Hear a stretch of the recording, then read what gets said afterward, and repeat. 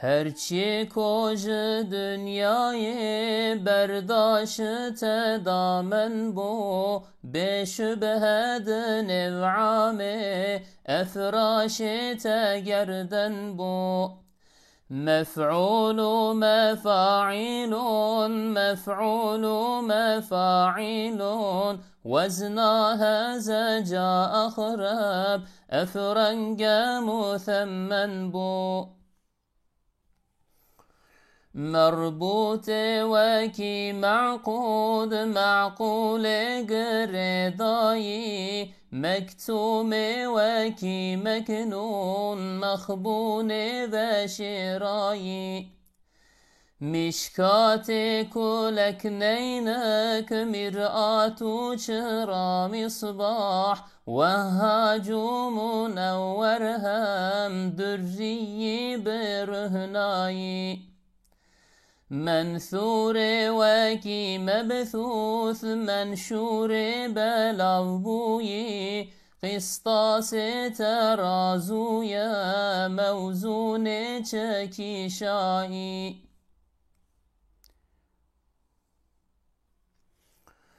موعودك جاهج خوش دانایی دن قبره موقوذ بدر کشتی متروک لجهمایی نضاخة او هردو اهل دکل جاوه مدهمتان هر دوین رشبو نج افدایی ذاهب چیا اچوی مستقبل ابتن ماضی چه او بوری باقی چه او مایی أضغاث وكي أمشاج تكلبونه خون أحلام مزمل ومدثير إجل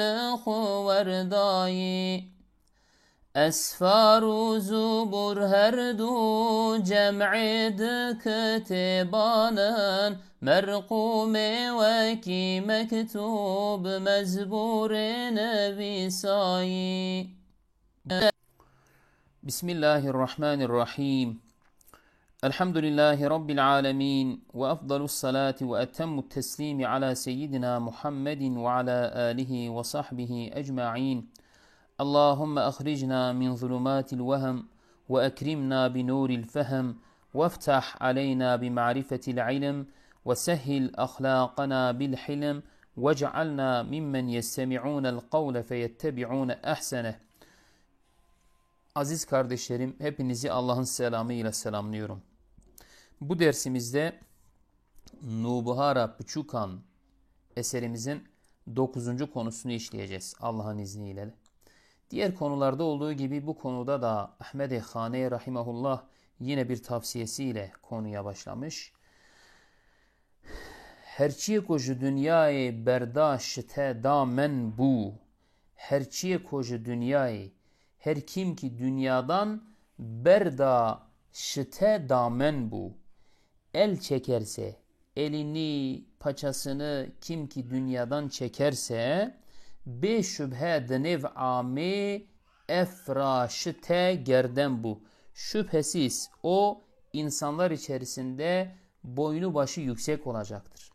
Yani dünyaya ihtirastan, dünyaya haris olmaktan, dünyalık peşinden koşturmaktan kim ki elini eteğini çekerse, dünyaya haris olmazsa, dünyayı elinin tersiyle iterse, o insanlar içerisinde boynu yüksek olacaktır. Boynu başı yüksek olacaktır.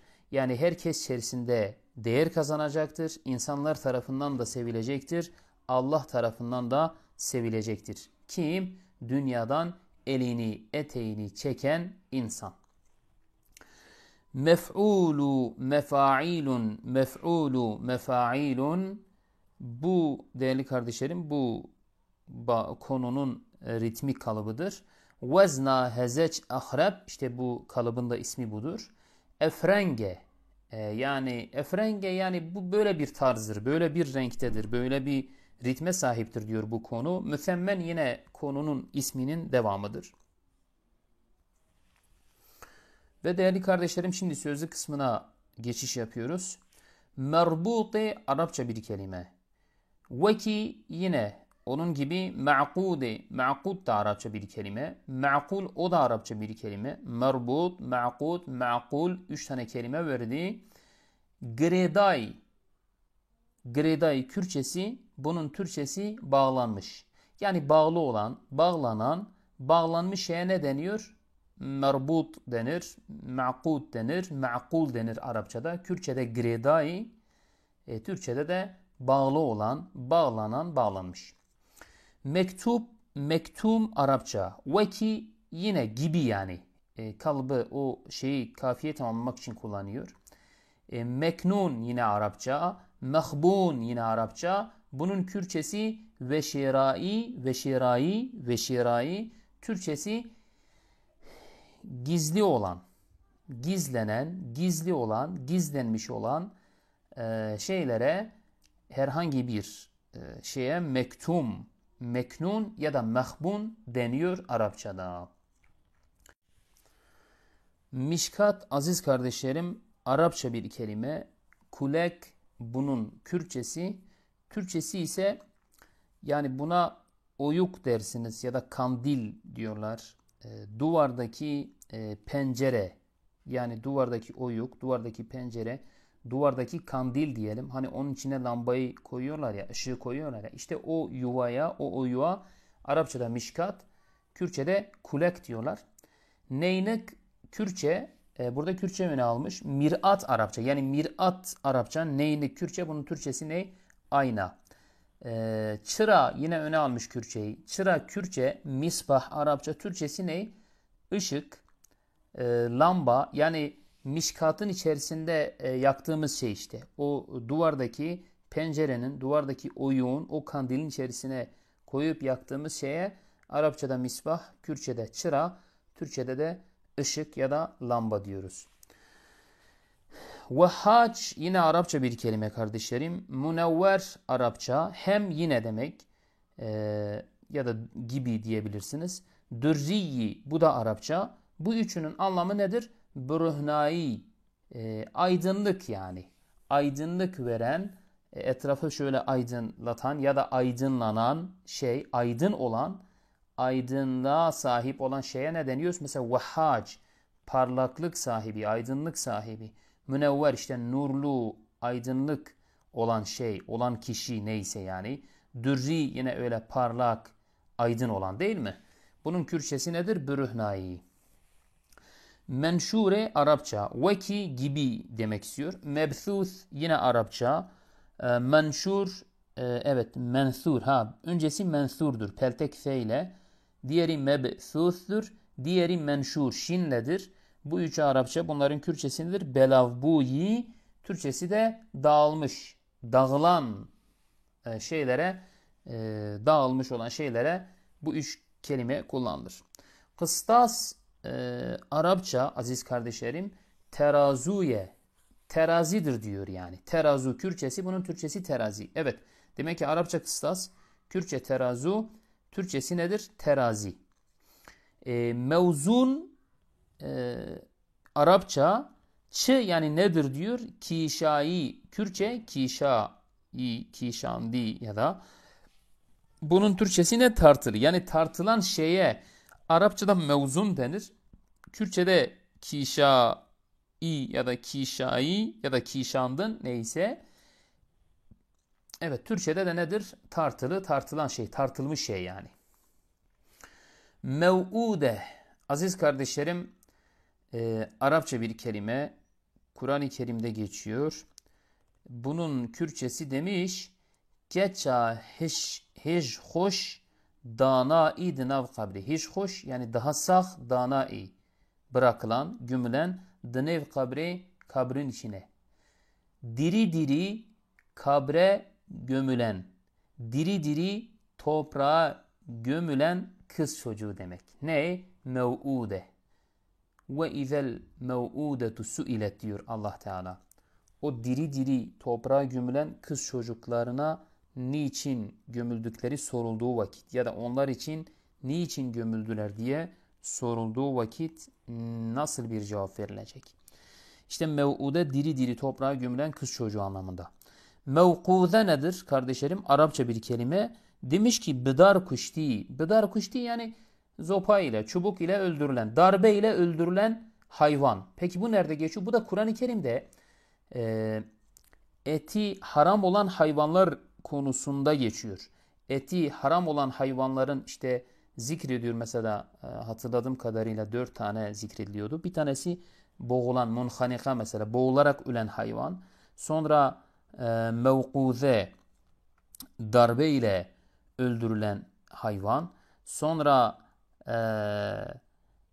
diğer kavram neydi? İşte kayalıklardan düşerek ölen hayvan. Bir tanesi de hayvanların boynuzlarıyla öldürdükleri hayvan. Evet 4 tane ölen hayvandan bahsediyor Yüce Rabbimiz. Onların haram olduğunu söylüyordu. İşte bir tanesi boğularak ölen hayvandı.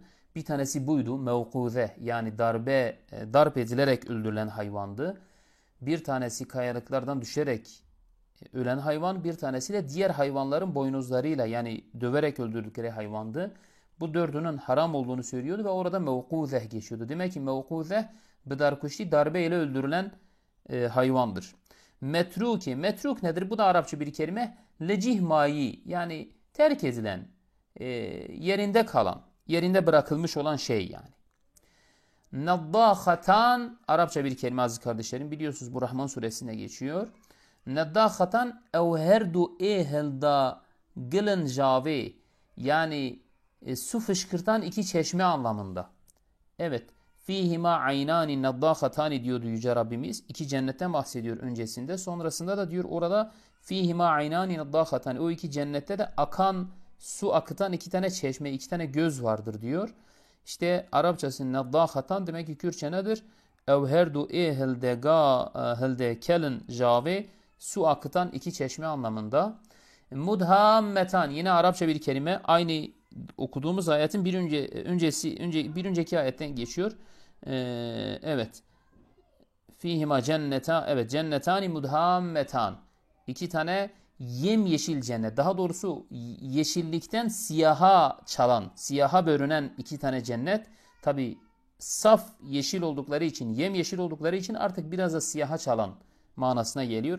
Mudhammetan ne demiş? Her duyen reşbune javdayi. Sulamada yani yeşillikten ötürü siyaha bürünen, siyaha biraz çalan iki şey demek, iki cennet demek, iki bahçe diyelim. İki bağ, iki cennet, iki bostan diyelim. Yine orada Rahman suresine geçiyordu. Zahib nedir? Aziz kardeşlerim bu Arapçadır. Çiye demiş yani nedir? Çuyi, giden kişi. Gidene zahib denir. Müstakbel nedir? Beyten, gelecek olana. Mesela müstakbel zaman diyoruz ya işte gelecek zaman. Gelecek zamana müstakbel ya da gelen herhangi bir şeye müstakbel denir. O da Arapça bir kelime. Madi yine hepinizin bildiği gibi Arapça bir kelime. Demiş yani nedir? Ewe bori, geçendir. Mesela geçen zamana biz diyoruz ya madi diyerek. İşte mazi geçendir. Baki yine hepimizin bildiği demiş nedir? Ewe mai yani kalan, baki kalan, sürekli kalan, zail olmayana, geride kalana ne deriz? Baki, evi mai. Bunun Kürtçesi evi mai, Türkçesi geride kalan. Elgâth, Arapça bir kelime aziz kardeşlerim. Veki emşac, o da emşac gibi. Nedir bu iki Arapça kelimenin anlamı? Tekelbune. Evet, tekelbune Türkçesi nedir? Dağınık olandır yani. Zannedersem dağınık olan. Affedersiniz. İç içe giren, karışan yani birbirine karışık olan, karışan şeylere evgâth denir.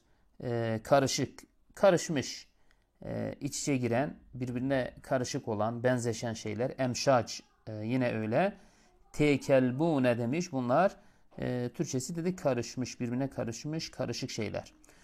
Havun ehlam, daha doğrusu ehlam Arapça, bunun Kürtçesi havun, rüya manasında yani.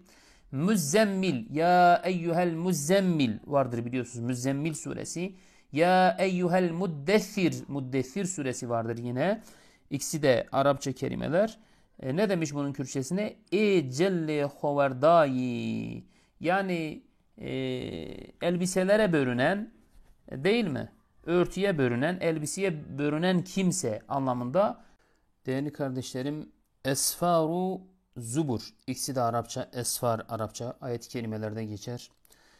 Zubur yine Arapça. Her du ikisi de diyor cem'e dıkıte bağının. Yani biraz kitap anlamında. Evet. Bir topluluk, bir miktar kitap anlamına geliyor. İkisi de birkaç kitap diyelim. Anlamına gelen esfar da böyle çoğul mana ifade ediyor. Zubur da yine kitaplardan bir miktar anlamına gelen iki tane Arapça kelime. Merhum aziz kardeşlerim yine Arapça bir kelime. Veki gibi diyor. Onun gibi yani. Mektup o da Arapça bir kelime. Mezbur o da Arapça bir kelime. Üçünün de Türkçesi nedir? Nüvesai. Türkçesi ise yazılan, yazılmış anlamında. Yani merkum yazılmış, yazıya dökülen. Mektup yine kitabet haline getirilen, yazılmış. Mezbur yine hakeza. Üçünün de anlamı nüvesai, yazılmış olan, yazılı olan kelimeler demektir. Ve sallallahu aleyhi ve sellem Muhammedin ve ala alihi ve sahbihi ve sellem ecmaîn.